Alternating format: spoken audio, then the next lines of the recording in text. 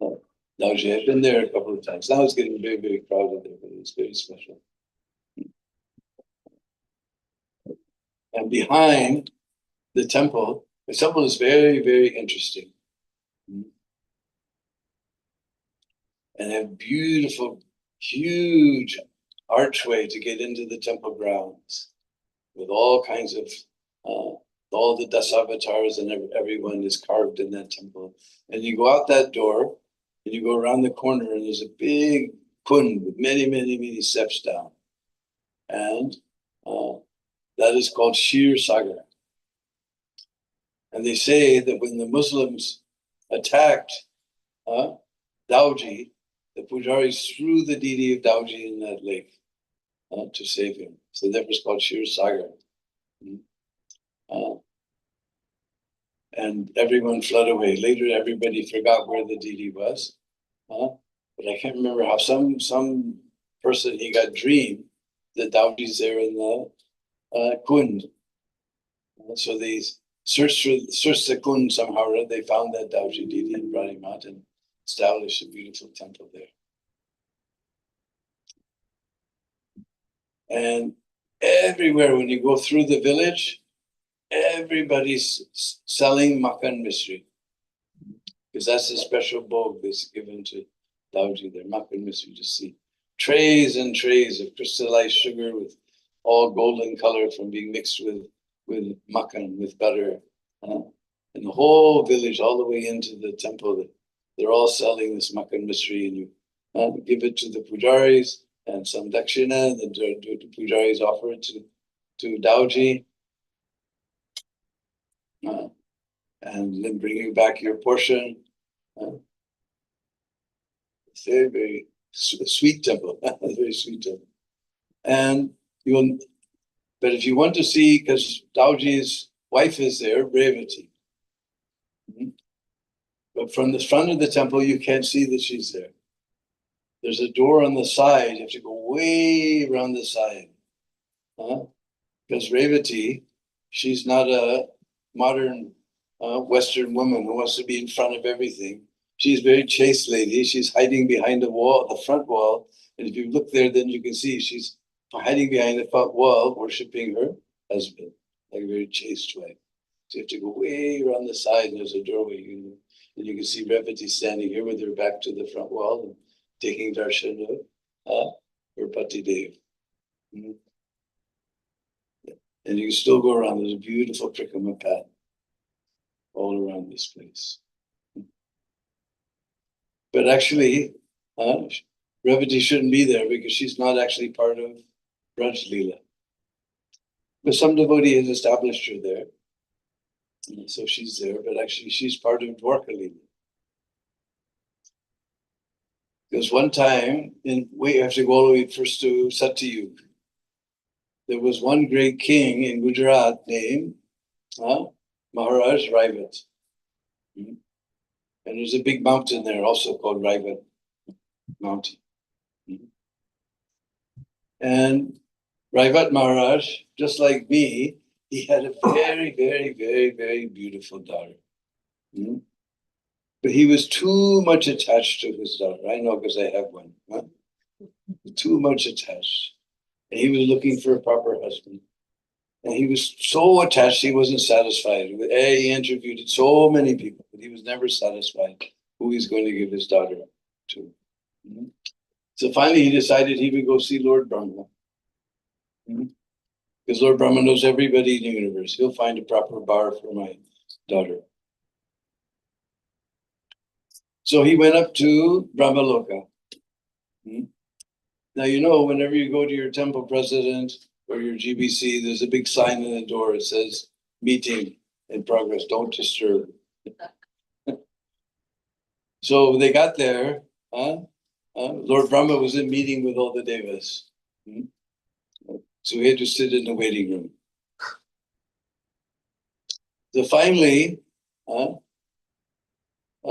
the secretary came and said, now you can see Lord Brahma. So they went in and he sat down and he explained everything to Lord Brahma. Lord Brahma began to laugh. He says, it's not funny. I want to get my proper husband for my daughter. He said, yeah, I know. but all the people you talked about, because we remember in the Brahma Vimohan Leela, Brahmaji went away for a moment, right? And a whole year went by. And now in a meeting, we have a great sage in America named Murphy. I think he has his office in Dallas. I saw a big sign, Murphy, at the side of the building. Anyway, Murphy, he says, a meeting is an event where minutes are kept and hours are lost. So just one moment was a whole year, so we can't imagine. He said, while you were sitting outside, all the people you talk about, they have died, their children have died, their children have died. Nobody even mentions the names of the people that you've talked about. Nobody remembers their names. But not to worry. By the time you get back to the earth, it will be end of Dwapar Yuga. And in Dwarka, there's a very fine fellow named Baladev. He's the perfect bar for your daughter. So even 5,000 years ago, they knew all about the theory of relativity. Because it's there in the scripture. The eons have gone by on the earth while you were sitting outside. So by the time he got back, he went to Dwarka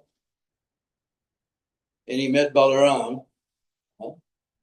And Balaram, and when they came back to the earth, they saw all the trees are small, the animals are small, all the people are small, everything's small. Because they were coming from Satyuga, now it's end of Dwapar Yuga.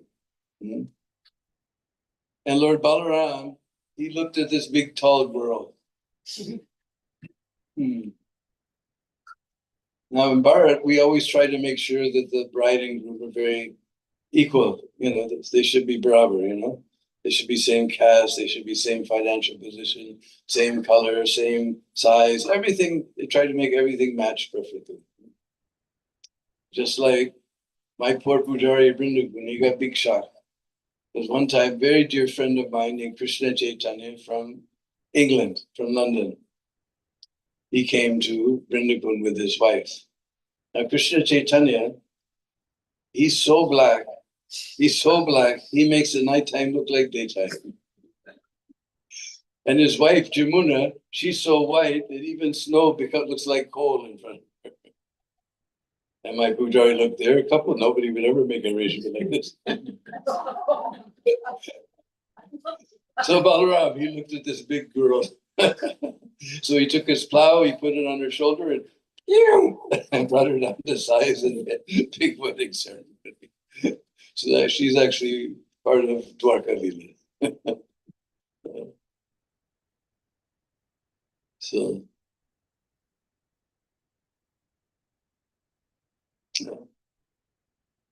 it's very, very wonderful temple in Gokul. So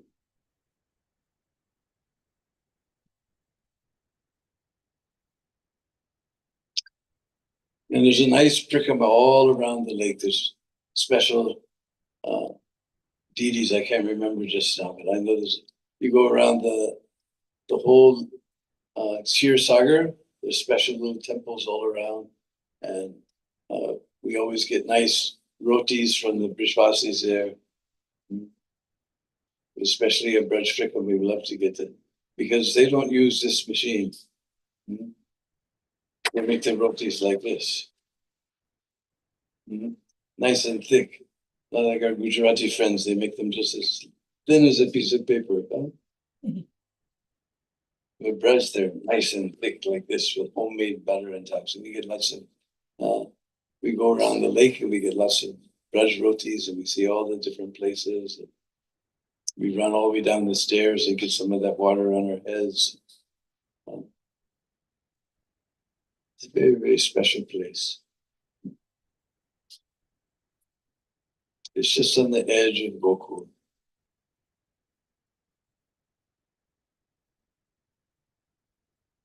Nice place. So anyway, we'll put our voice to rest here. Maybe somebody has some questions. We can try to give the answer to those questions.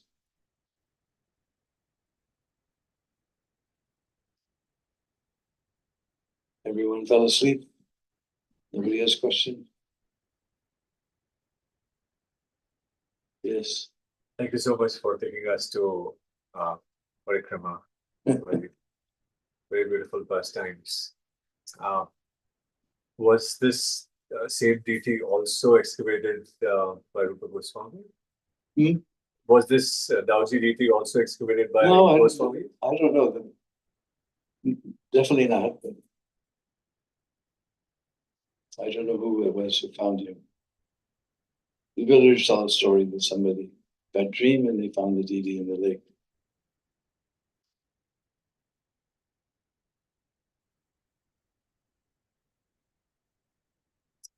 The age of the deity? How old is the deity? Oh, this deity was established by Vajranath, Krishna's great-grandson, 5,000 years before.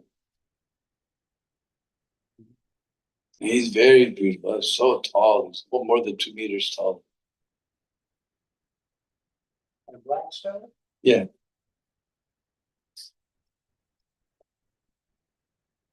And all these flags are on top of it. You always see.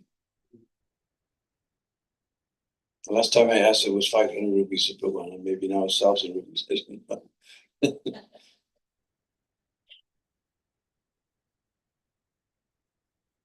Very small little town. Yes. You spoke a little bit about Lakshman's move to Sita Devi and his relationship with Sita. Can you speak a little bit about Balaram's move to Sri Radha?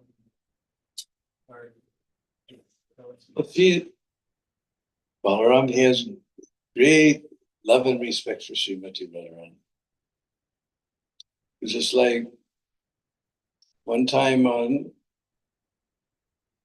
Govardhan, there's a place called here? Yes, Ratnasingasan. And Ratnasingasan, on the Purnima of Falgun month, or Purnima day, all Krishna and his gopis and Balaram and his gopis, they were all playing Holi.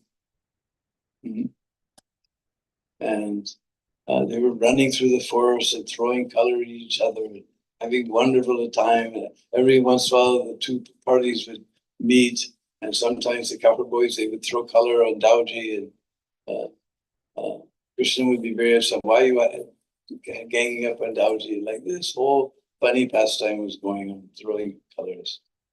All of a sudden, there was one demon. He was a member of Kubera's court. But somehow he got corrupted and he became a great demon. His name was Sankachuda. And Sankachuda came there and he saw these boys, especially he saw Balaram with all these beautiful girls. He thought, why should this guy have all these girls? So he tried to, he took a big stick. He never touched the girls because not Chakarita. He took a big stick and began to chase them. And they all cried out, and Krishna came there. He saw what was going on.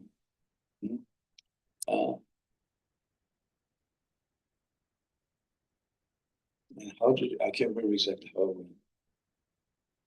What's that? Huh? Who chased after? Krishna started chasing. Krishna told Balaram, you stay here and protect the gopis, and I'll take care of this rascal. So he began to chase that Shankachuda, and he realized he got himself in big trouble. He began to run like the wind.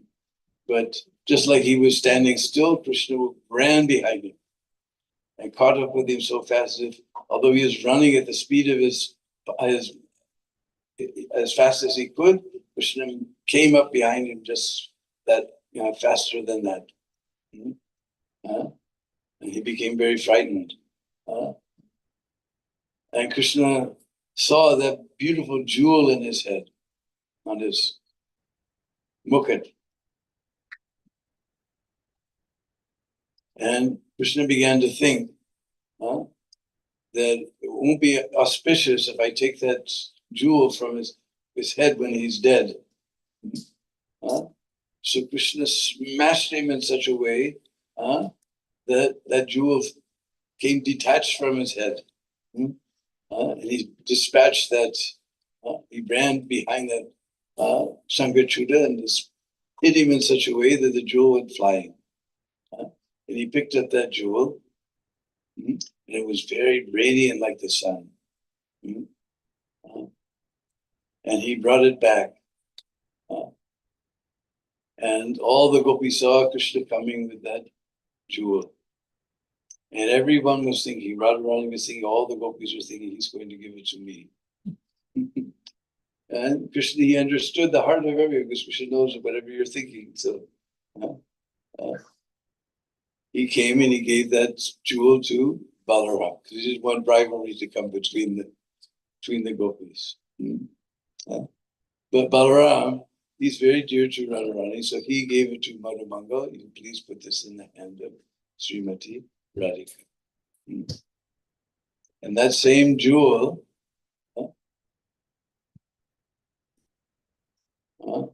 became the Shamantak jewel. Because Radharani, she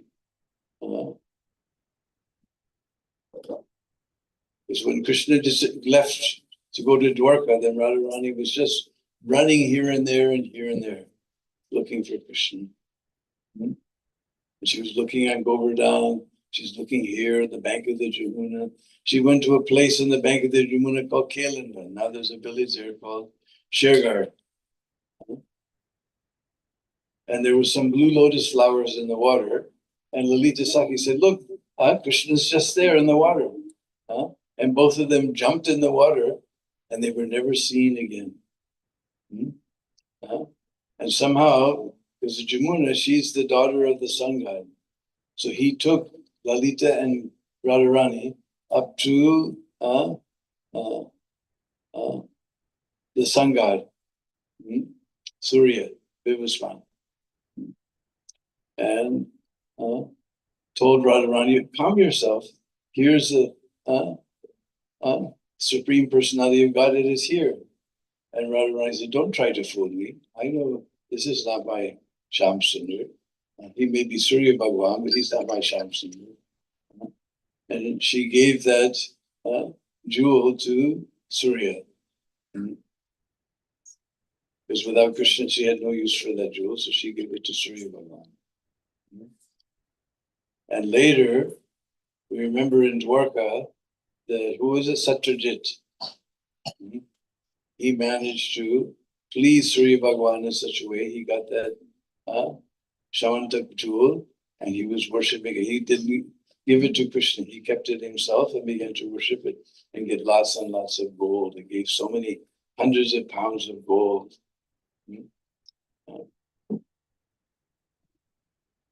And then we know that what was his brother's name? Something like that, yeah. Prachena. He borrowed the jewel, he went to the forest, and there's a whole other Leela. Satyajit's brother. Satyajit's brother took it.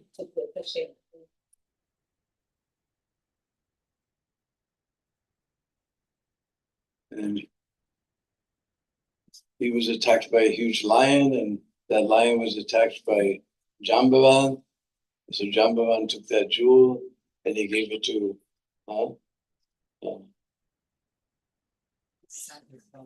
His son. He gave it to his son to play with. And then they started the rumor that Krishna killed Prachena and stole the Shamataka jewel. So Krishna took everybody on a big search party, and they found a big cave. Krishna told everyone to wait. He went inside the cave, and then he saw the child playing with the jewel. His child began to cry. Jambavan came running out from his cave. He became very angry. He started a big fight with Krishna, and they fought for 28 days and 28 nights. And then finally, Jambavan realized, wait a minute. We've been fighting for 28 days and 28. Nobody can do like that. This must be my own Lord Ram in some other form. So then he, to make up for the great offense, he married his he gave his daughter to Krishna, and he gave them that Shamantaka jewel. And then finally Krishna returned from that. Everybody was, 28 days had gone by, and then Krishna came out, and a big wedding ceremony was there, and he still gave that jewel back to Satyajit. So anyway, it just shows Balaram, he gave that to Madhu Mangal. He said, you know, that you go give it to Radharani.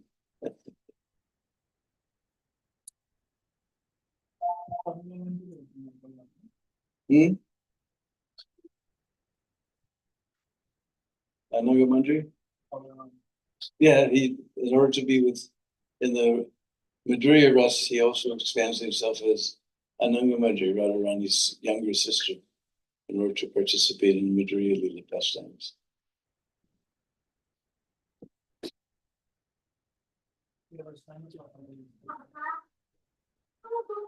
Is it 9 or is it 8? Oh, it is late. Okay, I was looking at that. I said, oh, I got plenty of time to illustrate. Okay. So also we have our get some water, Lana? Water. Warm water. Pulling out some warm water. So anyway, we've written 2 books already, Braj Leela Part 1 and Part 2, which we followed the whole Prakama path around Braj, but we realized we had only touched a few pastimes on Govardhan. And Govardhan had so many places, so many pastimes. Everybody just comes there and does the Olympics, run around the hill, and maybe you see Radhakund, and maybe you see Custom Sarovar and Govindakund. But there's so many places, just like this pastime is also there in Ratnasingasan. You have to know where it is, but this pastime is there in Ratnasingasan. So many hundreds, and Radhakund itself, 1/3 of the book is just, Radhakund itself has so many wonderful pastimes.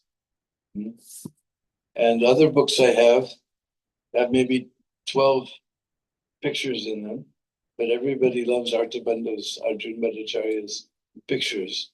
So we decided to make a picture book. So we have 284 color pictures in this book, covering every place of Braj.